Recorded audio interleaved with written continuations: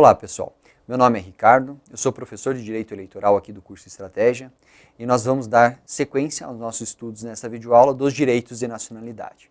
Vamos aos slides. Pessoal, na aula passada nós tratamos da introdução e vimos toda a parte relativa aos brasileiros natos.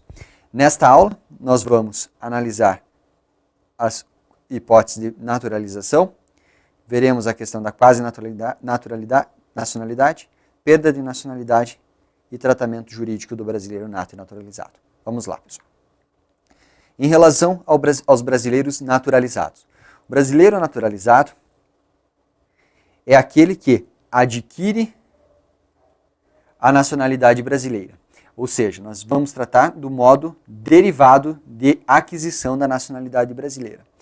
E além disso, ele adquire a nacionalidade brasileira pelo preenchimento de uma série de requisitos,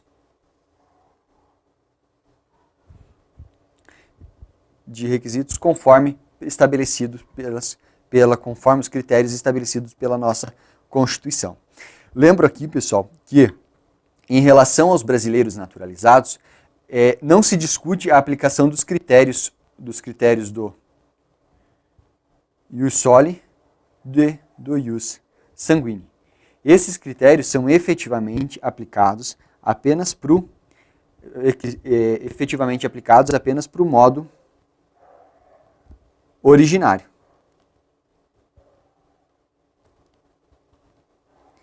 Aqui, o que será efetivamente estudado é que o sujeito ele manifesta a vontade para adquirir a nacionalidade e preenche os requisitos legais, ok?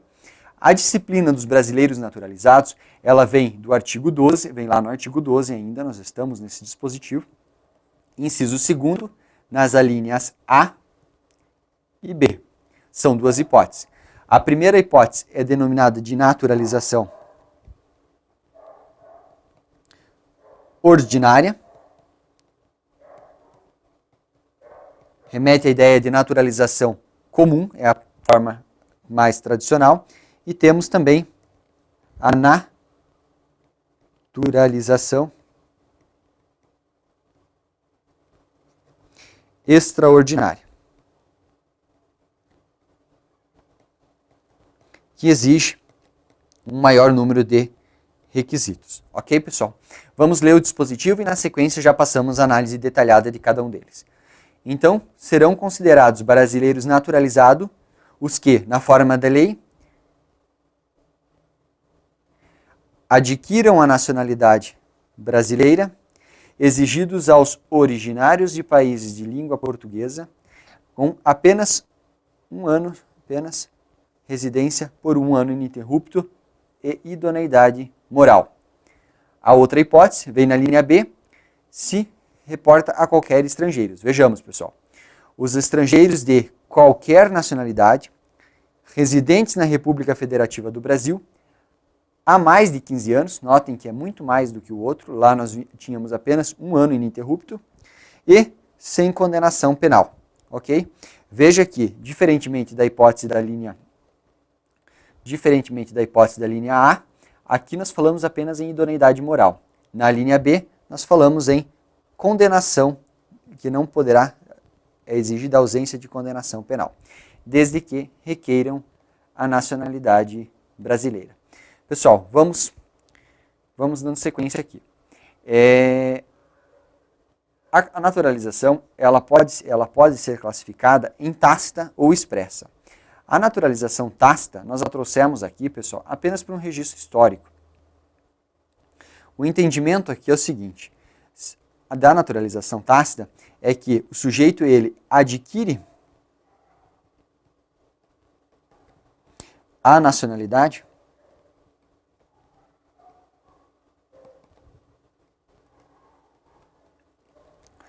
com o ingresso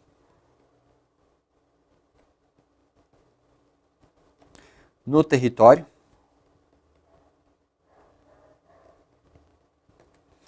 em um determinado período.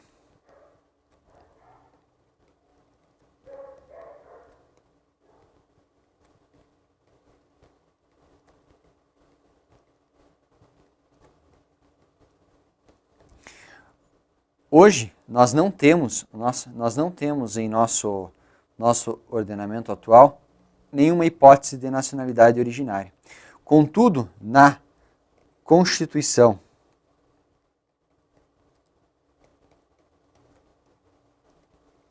de 1891, houve a fixação dessa hipótese de naturalização tácita. Estabeleceu aquela Constituição que quem ingressasse no território brasileiro em determinado período fixo seria considerado tacitamente natural do Brasil. Ok? Para nós agora, pessoal, nós temos apenas a naturalização expressa. Né? Expressa por quê? Porque ela exige a manifestação de vontade. Ela exige um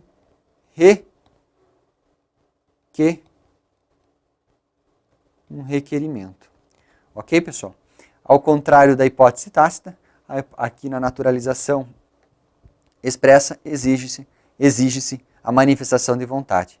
E ela poderá ser ordinária ou extraordinária, conforme nós vemos no slide seguinte. Pessoal, vejamos novamente o dispositivo lá da Constituição. Serão considerados brasileiros naturalizados os que, na forma da lei, adquiram a nacionalidade brasileira, exigidos aos originários de países de língua portuguesa. Olha que ela é restrita, ela vai aplicar só aos originários de língua portuguesa. Residência por 1 ano ininterrupto. Cuidem com o termo ininterrupto, às vezes as questões de prova omitem e daí tornam-se incorretas por incompletas, por estarem incompletas. E idoneidade moral. Ok? Então, essa é a hipótese de naturalização ordinária. É a mais comum. Ok, pessoal? Vejamos aqui os 3 requisitos em separados. O primeiro deles, originários dos países de língua portuguesa. Não é para todo e qualquer estrangeiro, apenas para aqueles originários de língua estrangeira. Residência por 1 ano ininterrupto e idoneidade moral. Se o sujeito reunir esses 3 requisitos, ele torna-se apto a requerer a naturalização brasileira. Essa naturalização, esse pedido de naturalização, ele será apresentado ao Ministério da Justiça. Ele apresenta o requerimento ao Ministério da Justiça. Esse requerimento será analisado num primeiro momento para ver se são preenchidos os requisitos que nós vimos acima. E num segundo momento há uma análise dos critérios de conveniência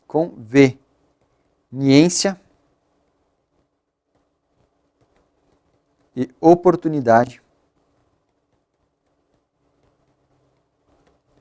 pelo Estado brasileiro de se conceder a naturalização ao sujeito. Em razão disso, pessoal, fala-se que a naturalização ordinária, ela envolve a decisão a respeito da concessão, ela é uma decisão discricionária, ou seja, serão analisados os critérios de conveniência e de oportunidade para a concessão da naturalização. Ok, pessoal? De toda forma, para fins de prova, é muito importante, o mais importante aqui em relação à temática de prova, é memorizar os requisitos. O primeiro desses requisitos é a origem de um país de língua portuguesa, residência ininterrupta por 1 ano e idoneidade moral. Para a gente finalizar aqui, é importante a gente analisar, a gente se atentar para essa expressão aqui, na forma da lei. De acordo com o dispositivo, ele começa lá na parte superior. Né? Os que, na forma da lei, adquirirem a nacionalidade brasileira. Esse, na forma da lei aqui, é uma hipótese de norma de eficácia contida, pessoal. Nós devemos lembrar que as normas de eficácia contida são aquelas que mantêm a plena... São normas que possuem aplicabilidade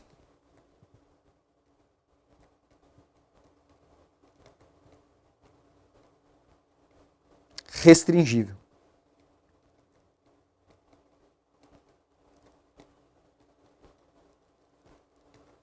O que isso significa? Que o âmbito de aplicação da norma poderá ser restringível, poderá ser reduzida com a criação de novos requisitos e de novos parâmetros pela legislação ordinária. É o que efetivamente ocorre em relação ao Estatuto do Estrangeiro, que prevê uma série de outros requisitos para que o sujeito adquira a nacionalidade brasileira. De toda forma, como, por exemplo, apresentação, enfim, requisitos como apresentação de documentos e uma série de outras questões procedimentais que não importam para nós aqui. Para fins de prova, nós devemos lembrar os 3 requisitos que nós analisamos. Na sequência, pessoal, ainda em relação à naturalização ordinária, é importante mencionar quem são os originários de países de língua portuguesa. A gente acaba assimilando com facilidade Portugal, né? Quando falamos em nacionalidade de língua portuguesa. Contudo, existem vários países da África, como Angola, Moçambique, Cabo Verde, entre outros, que também falam a língua portuguesa de forma oficial, né? Língua portuguesa. Essa língua portuguesa tem que ser a língua oficial do país.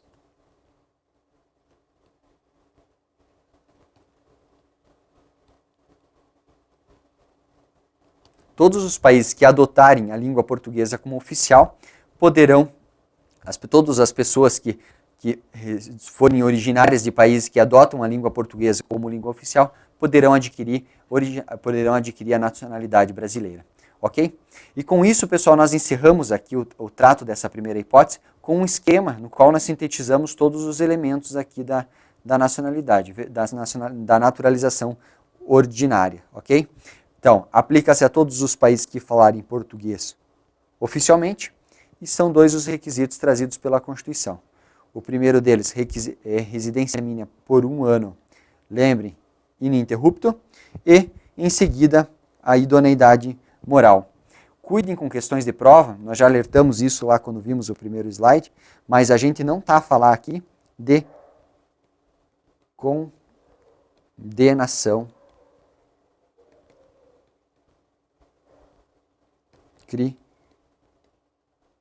criminal. A condenação criminal nós vamos ver lá no slide subsequente. Aqui fala-se apenas em idoneidade moral. Esse termo idoneidade moral é um conceito jurídico indeterminado. Por isso que nós vimos também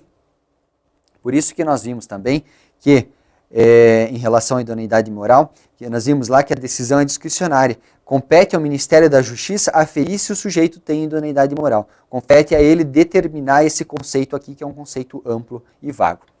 Ok, pessoal? Vamos à linha B, que trata da naturalização extraordinária. Ok?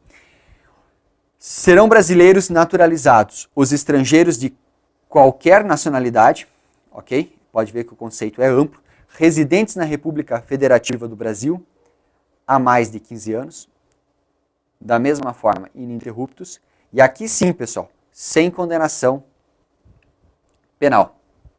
Daí, desde que requeiram a nacionalidade brasileira. Então, desde logo, prestem atenção nos seguintes termos.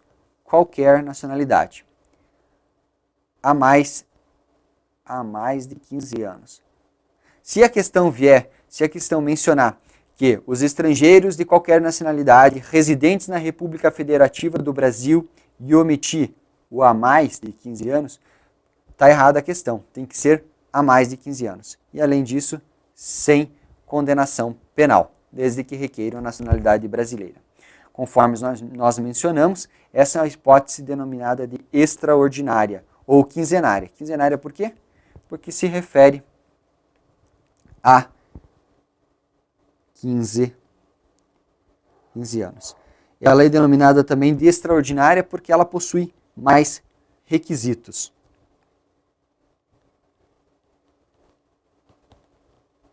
Ela é mais difícil de ser adquirida. Ok, pessoal? Ela aplica-se, portanto, aos demais estrangeiros e efetivamente traz 3 requisitos. Vamos lá.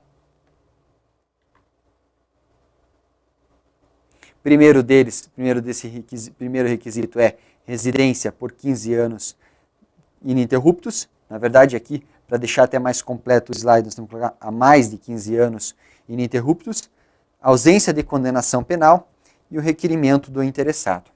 Embora em relação ao requerimento, esse requerimento não venha mencionado lá na naturalização ordinária, também dá para se entender que é preciso, como nós vimos, o requerimento do interessado para adquirir a nacionalidade brasileira. E aqui, pessoal, ao contrário da hipótese da naturalização ordinária, a decisão daqui da autoridade é vinculada. O que isso significa dizer? Significa dizer que, uma vez preenchidos os requisitos, uma vez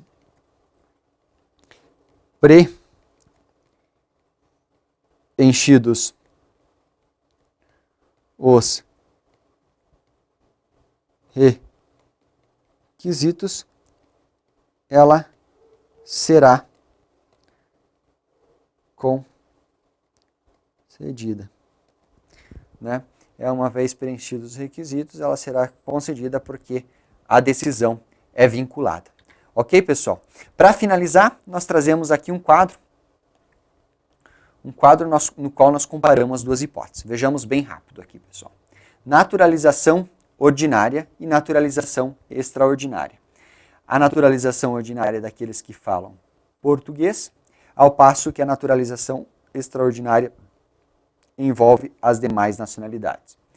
Aqui, exige na ordinária, exige residência por 1 ano, na naturalização extraordinária, residência por mais de 15 anos.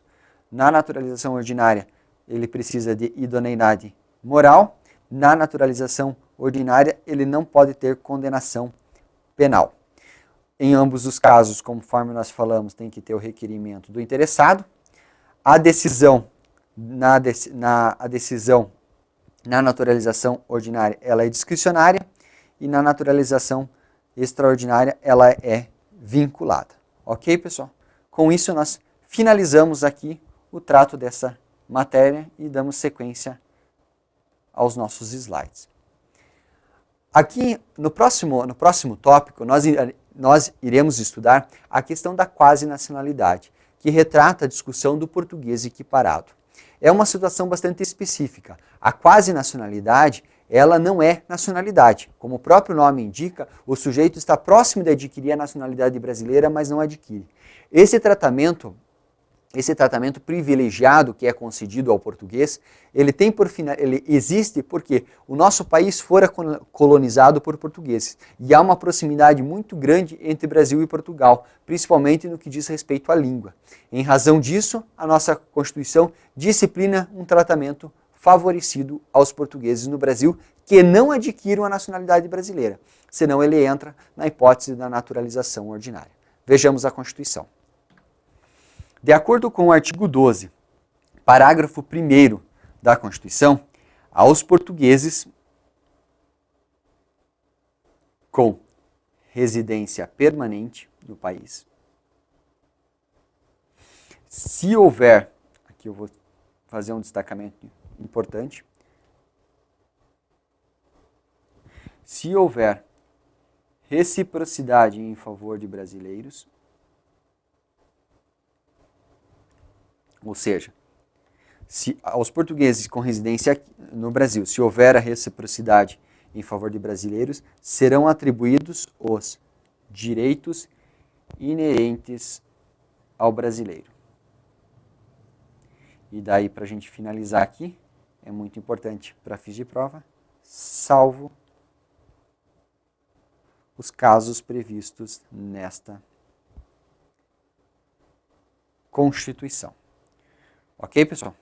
Então, de acordo com o parágrafo 1º aqui do artigo 12, o Brasil concederá um tratamento favorecido aos portugueses que aqui residirem em caráter permanente.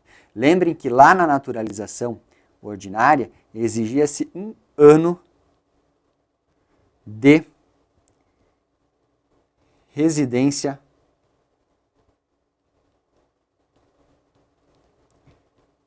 ininterrupta. Aqui nós não estamos a tratar efetivamente da aquisição da nacionalidade brasileira, mas de um tratamento quase de nacionalidade, quando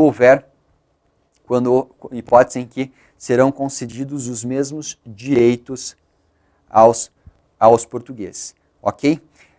Pessoal, é muito importante atentar para essa palavra aqui, reciprocidade. O que significa isso? Significa que Portugal deverá conferir ao Brasil o benefício da reciprocidade aos brasileiros, assim como o Brasil deverá conceder o benefício da reciprocidade aos portugueses. Ou seja, tanto o Brasil deverá conceder os mesmos direitos aos portugueses, como Portugal deverá, lá em Portugal, conceder os mesmos direitos aos brasileiros que lá residam de forma permanente. Ok, pessoal? Então, para a concessão da reciprocidade, aqui a gente vai tratar de alguns aspectos formais. Tá? Primeira coisa, tem que ter a aquiescência formal do Estado brasileiro e o requerimento. Esses aspectos, eles vêm disciplinados, pessoal, efetivamente no Tratado de Amizade, Cooperação e Consulta entre Brasil e Portugal. Lá são estabelecidas uma série de situações e como que se dá esse pedido, a aquiescência formal, que é realizada perante o Ministério da Justiça, e quais os procedimentos aqui e quais os procedimentos e os documentos necessários para você poder requerer a equiparação, a concessão de direitos aos portugueses, a concessão dos direitos dos brasileiros aos portugueses. Pessoal, uma questão importante que envolve a discussão da quasi-nacionalidade é você saber aferir se os quasi-nacionais, se os portugueses equiparados, eles podem exercer os direitos, se eles poderão exercer os direitos políticos no Brasil. Ou seja, efetivamente a pergunta mais importante: o quasi-nacional pode votar em nosso país? A resposta é positiva. Contudo, devem ser observados alguns critérios. Vamos aos slides. Tá? Para que um português equiparado possa votar em nosso país, ele deverá apresentar aquele requerimento ali que nós vimos ao ministro da Justiça, que se reconhecer os direitos conforme o Tratado de Amizade, Cooperação e Consulta entre Brasil e Portugal, editará uma portaria. E essa portaria vai conferir a igualdade de tratamento. Atualmente essa portaria, dessa portaria forma-se uma carteira específica.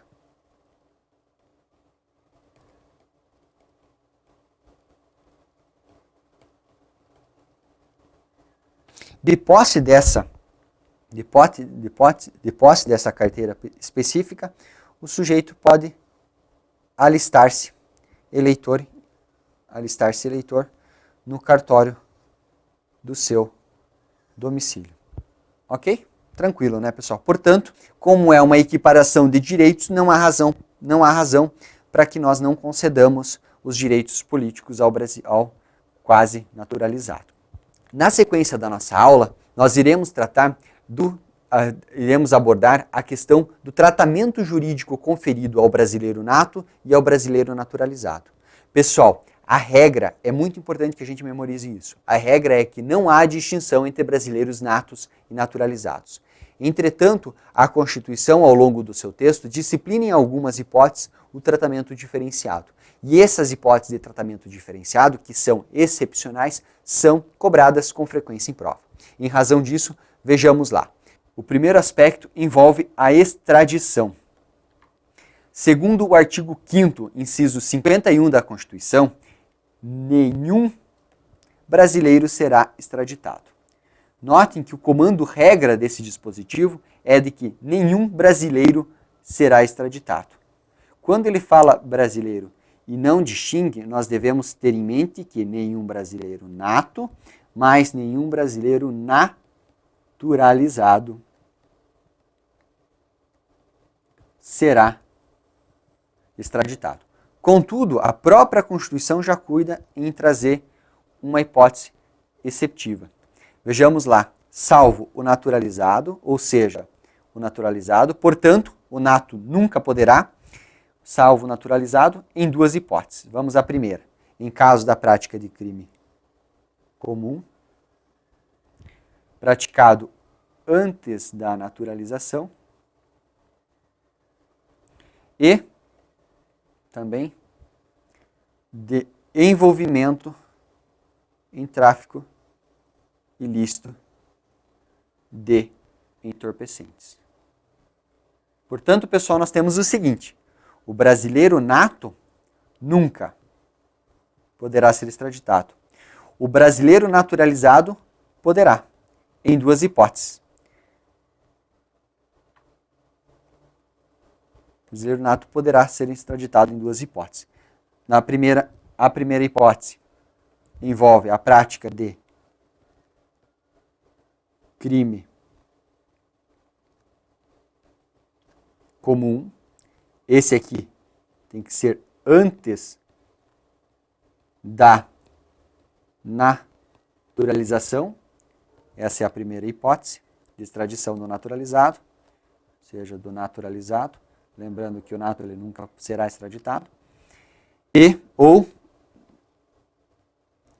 Mudamos aqui, no caso de tráfico, é um crime, mas enfim, só para a gente ficar didático, tráfico de entorpecentes. Se nós formos ler o dispositivo, ele fala envolvimento em tráfico ilícito de entorpecentes e drogas afim. Não há aqui qualquer menção se esse crime é praticado antes ou se ele é praticado depois da naturalização. Por isso o entendimento aqui é que ele pode ser a qualquer tempo. Ok, pessoal? É bem tranquilo isso, mas temos que prestar atenção para não cair na pegadinha. Vejamos aqui o nosso esquema síntese da matéria. Então, brasileiro naturalizado,